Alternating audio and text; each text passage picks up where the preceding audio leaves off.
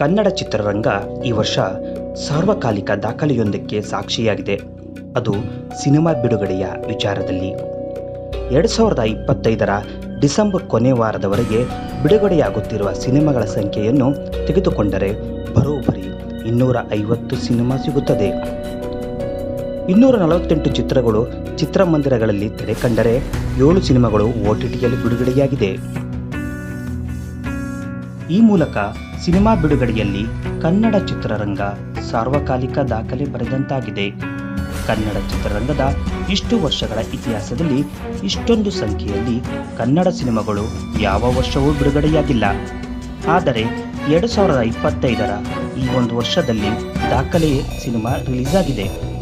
ಏಳು ಬೀಳು ಸೋಲು ಗೆಲುವಿನ ನಡುವೆ ನಿರಂತರವಾಗಿ ಪ್ರೇಕ್ಷಕರಿಗೆ ಮನರಂಜನೆಯನ್ನು ನೀಡುತ್ತಾ ಬಂದಿದೆ.